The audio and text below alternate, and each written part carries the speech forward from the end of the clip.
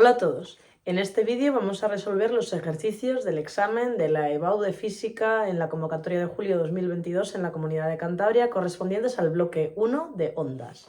Estos son los ejercicios 1 y 2 del examen. Comenzamos con el ejercicio número 1 del examen. Vale, ¿qué dice este ejercicio? Dice que en una cuerda tenemos una onda armónica que se está propagando, cuya ecuación es 0,2 por el coseno de pi sextos por t más pi tercios por x más pi cuartos, ¿vale? En unidades del sistema internacional, ¿vale? Y ahí tenemos su ecuación. Entonces, por un punto, lo que nos piden es la amplitud, el periodo, la frecuencia y la longitud de onda. Bueno, para esto lo que tenemos que saber es cómo es la ecuación de una onda transversal. Si necesitáis repasar ecuaciones de ondas transversales, podéis buscar en mi canal, en la lista de reproducción física segundo de bachillerato, las explicaciones teóricas. Como sabéis, cuando tenemos esta ecuación de una onda transversal, lo que multiplica aquí es la amplitud por el coseno. Lo que va con t es omega, más menos, o menos más, la k por x y el phi sub 0 es el desfase inicial. Entonces, ¿quién es la amplitud? Bueno, pues la amplitud es 0,2, pero no me pongáis solo 0,2, hay que poner las unidades metros porque estamos en el sistema internacional, ¿vale? ¿Cómo sacamos el periodo? Bueno, nosotros sabemos que omega, la frecuencia angular, es 2pi partido el periodo. ¿Esto qué quiere decir? Que el periodo será 2pi entre omega, ¿vale? Entonces, 2pi, ¿y cuánto era omega? Omega era pi sextos, ¿vale? Eliminamos pi y nos queda 12 unidades del sistema internacional segundos. Nos piden también la frecuencia. Como sabéis, la frecuencia es la inversa del periodo. Entonces, 1 entre 12, que va a dar aproximadamente 0,833, y las unidades de la frecuencia pueden ser hercios o segundos a la menos 1, que es lo mismo. Veamos ahora la longitud de onda. La k es lo que multiplica a la x, ¿vale? Entonces, la k es 2pi partido de la longitud de onda. Si lo que nos piden es la longitud de onda, será 2pi entre k. O sea, 2pi entre pi tercios. Eliminamos pi y nos queda 6 metros, que es la longitud de onda, ¿vale? Bueno, pues con esto hemos resuelto el primer apartado, que valía un punto. Recordad que siempre hay que escribir las unidades. Veamos lo que nos pide el apartado B, que vale medio punto. Calcular la velocidad de propagación de la onda, especificando dirección y sentido de la propagación. Vale, como sabéis, la velocidad de propagación es lambda por f. Lambda es la longitud de onda, que ya la hemos sacado, y era 6 metros, y f es la frecuencia, que es un doceavo segundos a la menos 1. Bueno, eso da 0,5 metros por segundo. Esa es la velocidad de propagación. La onda se propaga en la dirección del eje X, ¿vale? Eso, tenemos una cuerda, ¿vale? En la que la onda se está propagando en la dirección del eje X, dado que esto tiene aquí la variable X, ¿vale? Y en el sentido negativo, porque si os acordáis, los signos que hay aquí, cuando esto es negativo es que se propaga hacia la derecha y cuando esto es positivo es que se propaga hacia la izquierda. Entonces se propaga hacia el eje X negativo, ¿vale? El eje X es la dirección y el sentido es negativo o hacia la izquierda. Bueno, pues esto era el apartado B. Veamos lo que nos pide ahora el apartado C. El apartado C, por un punto, nos pide la velocidad transversal del punto de la cuerda situado en 3 metros en función del tiempo. Vale, ¿qué es lo primero que vamos a hacer? Vamos a sacar la expresión genérica de la velocidad, que como sabéis es la derivada de la posición respecto del tiempo. Entonces vamos a derivar esta expresión, ¿vale?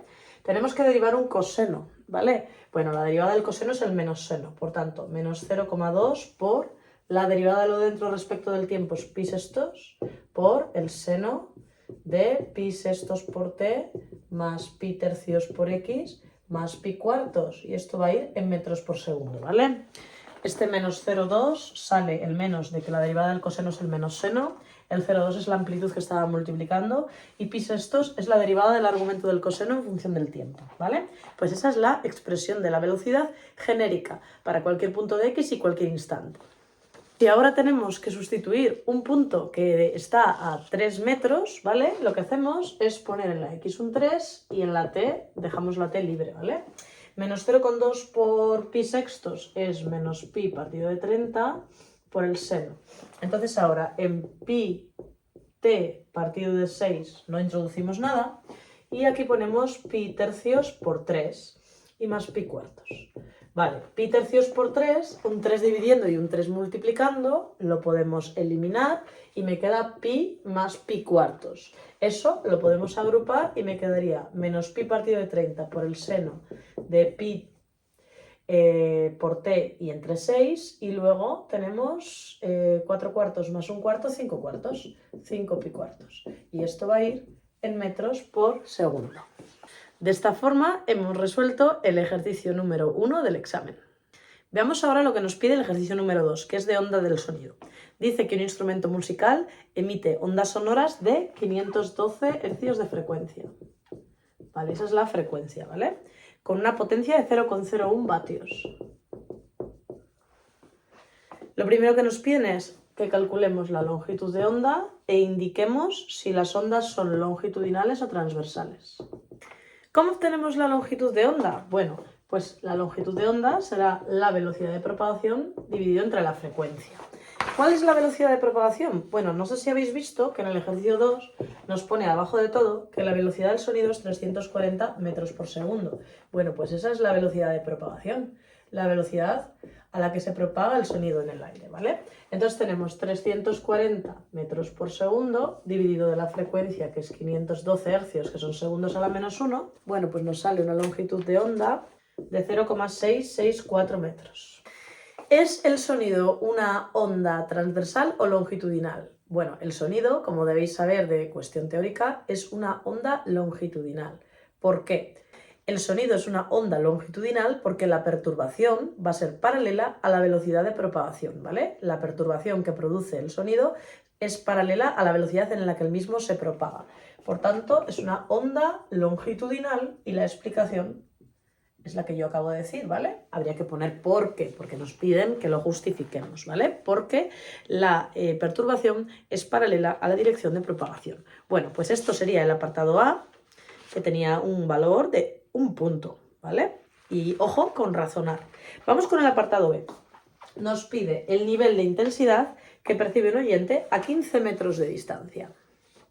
Primero, el nivel de intensidad sonoro va a ser 10 por el logaritmo de la intensidad dividido de la intensidad umbral, ¿vale? Entonces, lo primero que tenemos que saber es cuál es la intensidad, porque a ver, 10 logaritmo, la intensidad del sonido la vamos a sacar a través de la potencia y de la distancia a la que nos están indicando que está el oyente, e I sub 0 es la intensidad umbral, que como sabéis es 10 a la menos 12. Por tanto, necesito el numerador de esta fracción, ¿vale? ¿Cómo saco el numerador de esta fracción?